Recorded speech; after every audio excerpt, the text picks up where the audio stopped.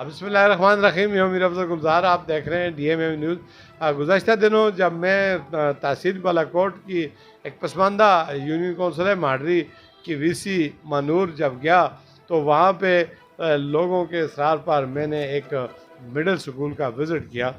तो वहाँ पे हमने देखा कि 30 35 या 40 रिकॉर्ड में तो 40 बच्चे हैं, लेकिन आने जाने वाले जो स्कूल में आते हैं वो 30-35 बच्चे हैं।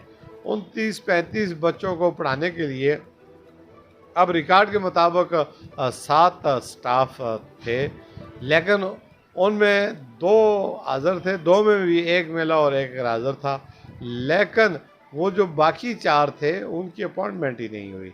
तो ये कहा जा सकता है वो जो मिडिल स्कूल था 1974 में इसका क़याम अमल में आया। 10,000 की आबादी है, उस 10,000 की आबादी के जो बच्चों का मुस्तकबिल है तबाह हो रहा है। वहाँ पे और कोई करीब तरीन स्कूल नहीं है।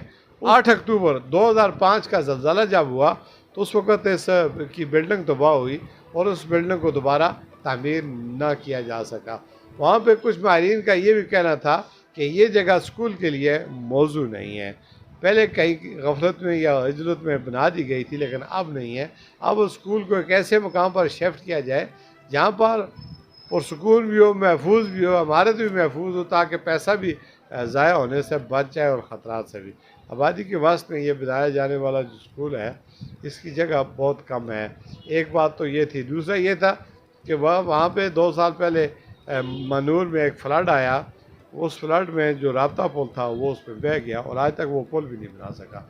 तो मुकामी लोगों का ये भी कहना था कि इस स्कूल में बच्चों की तादाद जो कम है इसकी वजह यह है कि एक तो स्कूल में आने जाने के रास्ते नहीं हैं और दूसरा जो राब्ता पुल था वो भी ख़त्म हो गया, क्योंकि वादिया मनूर के को 2 हिस्सों में तकसीम करने वाला जो बरसाती नाला है, बरसाती पुल, उसके ऊपर जितने भी पुल थे वो गुज़श्ता साल पानी की नज़र हो गए। उस वक़्त से लेकर अब तक सूबाई हुकूमत ने एक भी पुल जो है उस इलाके में, जबकि 14 से 15 पुल जो है ना वो बह गए थे। उस इलाके को जो आफतज़दा करार देना था, लेकिन उस वक्त के अवामी नुमाइंदों की नैली समझ लें या जो भी समझ लें, उस अवाम के साथ बहुत बड़ा जुल्म हुआ। खड़े दरख्त जो थे वो उस रेले की नज़र हो गए, फसलें तबाह हो गई, मकान तबाह हो गए, लेकिन आज तक बाली में कोई किसी ने एक ईंट तक नहीं रखी। लोग आज भी पत्थर के ज़माने की ज़िंदगी बसर करने पर मजबूर हैं। ना तो वहाँ पे तालीम का निज़ाम बेहतर है, ना वहाँ पीने का साफ़ पानी है, ना बिजली है और ना राब्ता सड़क है। बेला सड़क एक जंगलात वालों ने किसी ज़माने में 1965 में बनाई थी जंगलात की कटाई और ढलाई के लिए, लेकिन उसी पर जो मुकामी लोगों ने भी आमदोरफ्त का सिलसिला शुरू किया, आज वो भी दम तोड़ती नज़र आ रही है। 2017 में इमरान खान ने उस मुकाम पर जाकर एक वादा किया था कि इस साल में सड़क को खोलूँगा, वो भी एक झूठ का पलंदा साबित हुआ। 10-12 साल से उसकी सूबे में PTI की हुकूमत है, लेकिन वो भी वहाँ पे कुछ ना कर सके। तो कहने का मकसद ये है कि ये सिर्फ बुलंद बांग दावे होते हैं, सियासत एक झूठ का नाम होता है। हालांकि ये इबादत है, लेकिन इसको इबादत के बजाय झूठ जितना कोई बोल सकता है, जितना कोई माहिर है वो बोलता है।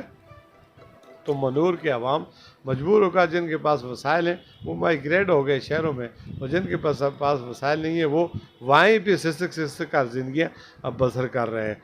तो कहने सुनने का मकसद है कि खुदारा वहाँ पे बच्चियों का मुस्तकबिल तबाह हो रहा है, बच्चों का मुस्तकबिल तबाह हो रहा है। अगर वहाँ पे कोई स्कूल की इमारत कहीं है भी तो वहाँ पर कोई स्टाफ नहीं है। स्टाफ ना होने की वजह जब जानना चाहिए तो कहा यह गया कि ना तो वहाँ पे कोई रिहाइश की जगह है, ना पे बिजली है, ना पीने का साफ़ पानी है, ना रहने का कोई सिलसिला है।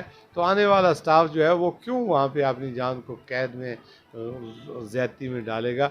इससे वो बेहतर है कि नौकरी छोड़ देता है या शिफ्ट हो जाता है किसी और मुकाम पर, लेकिन मनूर में ड्यूटी करने के लिए वो तैयार नहीं है। और यही वजह है कि वहाँ के बच्चों का मुस्तकबिल तबाह हो रहा है। मकामी सतह पर कोई एक तालिब इल्म भी ऐसा नहीं है जो पढ़ लिख कर लोगों की वहाँ पे खिदमत कर सके।